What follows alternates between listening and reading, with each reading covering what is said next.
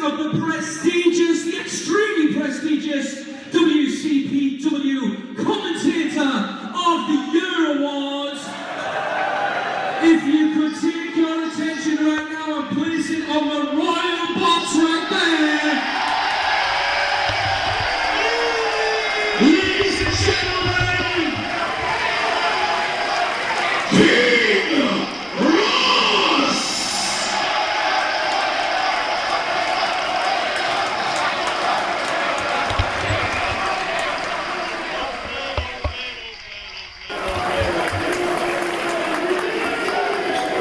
That's no problem, King. I feel very humbled right now.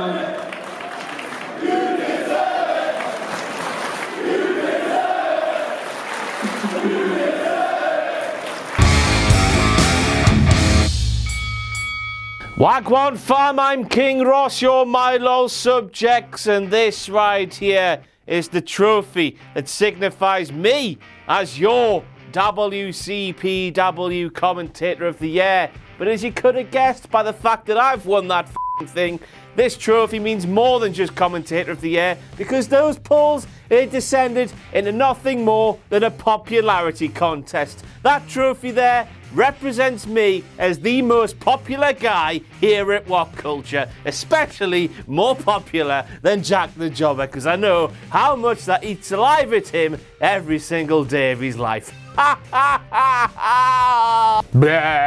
know I've got to deal with the Jericho, Reigns and Owens involved in yet another match on another episode of Raw for what feels like the 7,633,912th week in a row. Christopher, the siren please, new era, same old shit. But isn't it funny? Those three men were involved in a handicap match. In this booking, how does it feel? Well, it feels handicapped. Handicap match, handicapped booking. Not very good booking. Oh, that's not saying that the same. So after advertising The Undertaker's return for a few weeks, we got to Monday Night Raw. The show went on the air, and it was nothing more than a rumour. Taker might, or he might not, be turning up. Mick Foley with these three all over, which makes him as fit as me. Had to deliver Taker, otherwise it looked like Stephanie McMahon and her gigantic lady bowels would sack his ass. This to me represents false advertisement, misrepresentation, but worst of all, it doesn't reflect badly on Mick. It reflects badly on Stephanie, and let me tell you why while I tickle her lady balls. Surely, for the love of Christ, it's got to be a condemnation on Stephanie that she doesn't know whether The Undertaker will be on her show or not. She's the only person on Raw, other than Vince McMahon in the background, but you know, he's not involved in storylines, who's above Mick Foley. She's the number one power, as she likes to tell everyone every week, the selfish cow. She should know who's on her bloody show, but she doesn't. What a useless sack of shit. Basically, when it comes to The Undertaker, Stephanie doesn't know what's Gannon earn. Gannon earn, meaning going on in Geordie, earn Undertaker. Next we move on to Charlotte, who claimed that Golden Globe winning actress Emma Stone couldn't handle a candle to the performances Sasha Banks and Bayley were putting on during that backstage segment. Handle a candle? Stick the wick? Another rhyme for another name for a candle. It's not handle a candle, it's hold a candle, you silly willy. Max the wax. Here's a direct quote from that sack of shit that is Michael Cole. And look at Drew Gallagher sending Gulak halfway across the ring. He meant Jack Gallagher, didn't he? Got half a Drew Gulak, half a Jack Gallagher, put them together and got the Michael Cole. You're a fan of WCPW, aren't you? The WCPW, where I'm the commentator of the bastard year, meaning I'm better than you because I'm better than Jim Ross, who's better than you. You know, because Drew Galloway, very similar, aren't they? He's obviously got Galloway on the mind, the dirty bastard. The Heartbreak Kid breaking all of our hearts by showing he's nothing more than a useless doll that sells Avon and dabbing live on WWE RAW. I push my fingers into my eyes! Of course I do, and you do too. It was bloody painful to watch. I mean, it's worse than when he was trying to figure out the internet back in the day. That picture should be up there. I mean, it's worse than when he mimed sucking off what could be a horse because that dick was so fucking big. It's worse than all of them. He should never do it again. Never. A summary of that Michaels promo. Whose fucking bright idea was it to bring back Shawn Michaels 2 weeks ahead of the Rumble, 20 years after he won the WWF Championship at the 1997 Royal Rumble, just to confirm he's not going to be in or at the Royal Rumble? Whose f***ing bright idea was that? Because I don't know about you, but this was the Emelina of promos, the blue ball of promos. Emelina's been teasing her debut for weeks on end. We've been ready to plant all our everywhere. Metaphorically, of course, not literally. Although some of you out there, it will be literally because you're dirty, filthy, spotty virgin marks. Michaels is coming back. We thought he's going to be in the Rumble, but no, they just brought him back to confirm he won't be, which is a load of shit in my book and a load of shit in yours as well. Of course, Michaels was talking about his new film, The Resurrection of Gavin Stone. The only thing that promo made me want to do was to resurrect the murderer inside. Because on January 20th, when that film hits the cinemas, I'll be going around every bastard cinema it's in and burning every one of them down. Because as we all know, my soul was carried in quite a harmful vessel over 1,033 years ago. So then, Ruru mentioning Golden Globes and then giving the lovely Lana a little twirl makes Shawn Michaels uncomfortable. WTF with the W here, meaning why? Why was Shawn Michaels uncomfortable? Like Ruru said, this must have been an American joke because not only did he not get it, but this sick guy here didn't get it. And of course, with him being my bear, my spirit animal, I don't know where I'm going with this. To me, in WWE land, because of gold dust and that whole, you know, thing back in the day, Golden Globes means bollocks. Lana, bollocks, Golden Globes. Michael's uncomfortable. The f*** knows. Next, we move on to those film puns and the moment where Big Cass thinks that Ruru and Lana and Jinder should be in The Pianist. The Pianist because the word pianist sounds like penis. Pianist, penis. Pianist, penis, pianist, penis. The Pianist, as we all know, was a film about the f***ing Holocaust, you sick bastards! Why the f*** are you bringing this up live on WWE RAW? Bit inappropriate, wasn't it? This might be too far, but you know, I'm going to risk it for a biscuit, even though I don't have any biscuits here. What they should have done with that promo was circumcised it from the show. Cut it off from the show. Oh. Enzo Amore seemingly couldn't put any weight on his left knee, even though we all know that he is dealing with a bruised arse cheek. It would seem in that case that he doesn't know his arse from his knee. Chris off camera, the f***ing genius that he is, he didn't get that. The popular saying, you don't know your arse from your elbow. I pointed to my elbow and said knee, therefore you should be in hysterics now because this is really funny, isn't it? It is, it's really funny, isn't it? Next we move on to Byron Saxton, who had the audacity to claim that Ruru and Jinder Mahal are a tag team these days because they have a mutual disdain for Enzo Amore and Big Cass. Is that right now? No, it's not! It's because they're both foreign and xenophobia still exists in WWE because they're not from America, they're both foreign, they should be friends, shouldn't they, Vince McMahon, you racist bastard? F*** you, buddy. You. Of course, you want to read about my twin brother Ross Tweddle's take on xenophobia in WWE?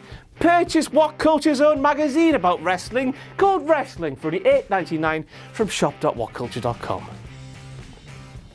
Or W.H. Smith. Or W.H. Smith. And then Corey Graves wonders if there's any place on the Rusev and Jinder team for him. No, there f***ing isn't, because you're a white American, Corey, which in Vince McMahon's mind means you're normal. Yes, we're going in deep here, balls first. Aye, yeah, I'm going to fight for what's right and fight for the... Aye. Big Cass f***s up another East River crossing. I don't know about you, but when I f*** up something so many times I just give it up. Like commentating, I was on the first 4 episodes of WCPW Loaded, but you know, I wasn't very good. But look what happened, I actually was very good. I'm the best in the world. Better than Jim Ross. This is what this signifies here. This wobbly bobblehead trophy, which Sean, the referee from WCPW, that flared nostril Scotsman, he f***ed it. Not like that. He threw it on the floor and it broke. The c***. Oh, Japan! Japan! Japan! Oh, Japan! Oh! This would have been your reaction if you're a dirty, spotty internet virgin who heard the word Japan on WWE television. And the question is, how the f*** couldn't you, due to the amount of times it was brought up during that Sheamus versus Luke Gallows match? It seemed that every third word was Japan, and you were blotting every third word. It's a wonder that you have any testicles left, you dirty, pathetic mess of a man. Boy, child. Of course, because I'm a massive f***ing hack, I've got a theory as to why WWE were doing this. They brought up the WD-40 Tag Team Championships, that's what they're called, isn't it, in Japan, isn't it, you dirty, filthy marks? The WD-40 Tag Team Championships. In order that people that don't know what they are, Googled it, those people that Googled the WD-40 Tag Team Championships will have seen New Japan. This is a f***ing joke, you know. I actually know they're called the IWGP Tag Team Championships, but to wind you up, I'm calling them the WD-40 Tag Team Championships because I don't give a shit about them. So people that Google this would have seen New Japan, and what would they have seen? They would have seen, oh, 6 stars, oh, Dave, oh, catch my blood. And then what would they have seen, those casual fans? They would have seen Kenny Omega, who has the internet in the palm of his hand at the minute because they don't know whether he's staying in New Japan. Well, they do because he hasn't signed a new contract. Or where he's going next. He could be WWE. It's all, you know where I'm going. It's all a master plan by me in Japan. Oh, Japan. Who the f*** are they? And where the f*** do they get their hair done? Somebody was talking during the Undertaker's entrance, which is down to one man and one man only. Happy New Year, Kevin Dunn. Dun. Because Kevin Dunn's teeth are so big, they've got amplifiers in them as well as tents and pyramids and Roman Colosseums and Nia Jax from time to time. They fit every f***ing thing in there. So he was minding his business backstage, but walked past some unassuming people with a microphone. Of course, they were practicing a promo or something. I don't know what was happening. They were talking nonetheless, and when he walked past them, the father picked the bat and then we heard the table. Massive teeth! Taker in the Rumble. Ooh! This shot of Braun Strowman watching Undertaker's promo, which served absolutely no purpose. It was really f***ing random. Oh no, wait, they're going to sow the seeds for a Braun Strowman Undertaker match at WrestleMania because they teased that last year before Undertaker reportedly pulled the plug because Braun is greener than this Prince Amin shirt, which you can pick up from shop.whatculture.com and help him on his quest to 1 million women. That's why I'm in me sex dungeon and not on the green screen, because green on green means this part of me will be invisible. And never. Taker claims he dug 29 holes for 29 souls. And once again, because I'm a massive hack, I can deduce from this that Sheamus will not be in this year's Royal Rumble. Well, why, King Ross, I hear you ask? Well, because he's f***ing ginger. And of course, gingers, they have no f***ing souls. So Taker would not have a soul to fill the hole with. Ooh, holes. I suppose that confirms Drew Gallagher isn't in it either, Maggle. You sack of shit. Here we have Undertaker once again, who claims he answers to nobody. Now let's just take a look at the past year in WWE. Vince McMahon, hello Taker pal, do you fancy beating the shit out of my little lad at WrestleMania? Way Vince, I do, I'd love to, mate. That's lovely, Undertaker. Have a Hell in a Cell match. Anyway, thank you very much, Vince. He does answer the people. And you just look at last night. Sure, it looked like if Taker didn't return when he did, when Mick Foley was begging him, it looked like Stephen McMahon and those tickly lady pals were going to fire his ass live on air. Mick begged, Taker returned. He's answered to 2 people in the last year. He's done it all over his bastard career. Basically, what I'm saying, he's a heap-hop, a hypocrite, and I will f***ing take you on if you want to bring some Undertaker. Oh, you're a dead man, are you? I'll really make you f***ing dead by biting your bastard nose off. Commentator of the Year! And then we move on to Taker, who claimed that nobody controls him. Well, me sideways and call me Betty, old booger red. What about that bastard Earn? For the first 8 or 9 or 7 or 8 or 6 or 5, or for the first long stretch of your career, that Earn literally controlled you. Paul brought it up, you know, sold, you sat up, you were like its little bitch to the Earn. You didn't know what's going on, Ganning Earn. He doesn't know what's Ganning Earn. It's almost as if he's broken.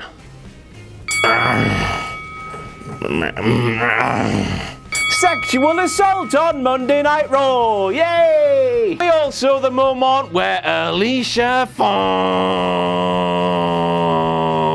forced herself on Noam Dar when Noam Dar wasn't expecting it, just to neck on with her. Now, how funny would it have been if Noam Dar saw Alicia Fox in the corridor, grabbed her, and necked on with her? Would it have been the same reaction? Would it? Sexual harassment. It's still real to Bob, damn it. Well, Bob's a massive f***ing mark then, isn't he? Booty juice. It's actually a shot of medication given to psychiatric patients in the psych hospital. They're given booty juice when they become violent. It's usually a Haldol or a Melaril shot. A shot given in the buttocks. A mixture of crap and sweat. This brown liquid residue oozes out of your butt after a long night of anal intercourse. It's also found in the ass of people that don't wipe properly. So it's anything but a f***ing energy drink, isn't it, New Day, you silly willies? Next, we move on to Corey Graves, who was talking about how his night on Bourbon Street was ruined by the New Day. Corey was out having a nice drinky poo or two. The New Day were there with bootios, pouring them down onto the street from up above. And rats were everywhere. Now, this is a WTF moment because we know that Xavier Woods is recently married. We know that Kofi Kingston's married with children. Rats, married men, they shouldn't be going together, but Corey Graves spilled it in front of the bastard world. Now, for you younger marks out there who don't know what the term rat means in this sense, no, it doesn't mean a horrible little furry thing that crawls up your drain pipes and all that malarkey. This is what it means. A female, not necessarily underage, who attends professional wrestling. Demon Diva! So a rat. Let's try this again, shall we? A female, not necessarily underage, who attends professional wrestling shows and attempts to sleep with the crew members or to get into the wrestlers. That's from Google. So that's why married men and rats in wrestling shouldn't be in the same sentence. My boy Prince Emil and rats, however, they go together like fish and chips, chalk and cheese, something else that goes together well. Me and people that are triggered. The last there that has a sign that reads rain on me. Now I can tell you for a fact that my queen and yours Felicia Rose was not in attendance last night. Therefore that sign there is a clear example to us all of gimmick infringement. Now I'm all for gender equality, so what I'm about to say, it reads completely true. If I ever see this woman here with another sign, gimmick infringing my queen and yours Felicia Rose, I'll bite her nose off.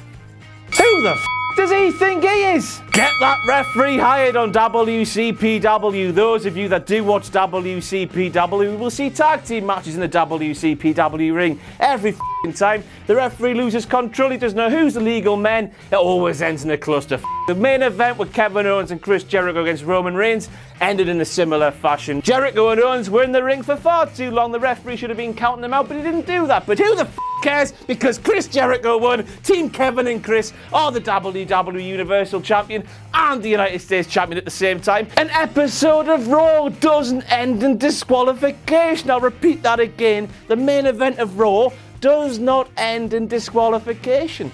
Well then, look, you've got a catchphrase to describe this, doesn't it? To grab two of each animal, head for the bastard border. The end is nigh, the end is nigh, run away, the end is nigh. But I'm going to look into this result a little bit more subliminally because I'm a hack. I'm going to read between the lines when there's now to read. Roman Reigns wins once again. Why, King Ross? He's lost the United States Championship. Well, he didn't give a about it anyway, did he? He used to carry it around like a sack of shit. It looked like a massive weight on his shoulders. Something he couldn't wait to get rid of, and now he has. So subliminally between the lines, even though there's no lines to go between, Roman Reigns has won that match. Makes sense in my head. I And finally, those of you who follow me on Twitter at Ross on Wrestling, that is no, will have seen yesterday Izzy, that little shit, tweeting me with some bants, and I'd just like to go on record as thanking her for having some bants to give. As we all know, I'm not a fan of Izzy. I don't like the way in Bailey matches how the camera's on her more than it is on Bailey. We don't care if she's crying, we don't care if she's laughing, we're tuning to see Bailey and the fantastic graps that she does. So there I was yesterday, still hungover from a night out in Newcastle with my new best friend Cody Rhodes, didn't you know? And what did I say on Twitter? Izzy tweeted me with a picture that she's going to send to me with, to King Ross. Thanks for being my #1 fan. Love and hugs, Izzy. I told her where to go. She could send that heap of straight to the bin tip here in Newcastle. I don't want it. If I do get it, I'll burn the I don't like her. But I've trashed Izzy in videos time and time again, but she's mature enough to see through all that and respond with a bit of fire bants that I've got to admit had this sick guy on the back foot until my own fire response. How the can a little 9-year-old girl be so mature when Jack the Jobber, who I work with, whenever I bring him up in videos, he cries about it? I don't know how that works. Incredible, isn't it? 25-year-old man. He's 24. Either way, a fully grown man getting out-matured by a little 9-year-old girl. Something to think about there, isn't it? I've been King Ross, you've been my loyal subjects, and I'll see you soon.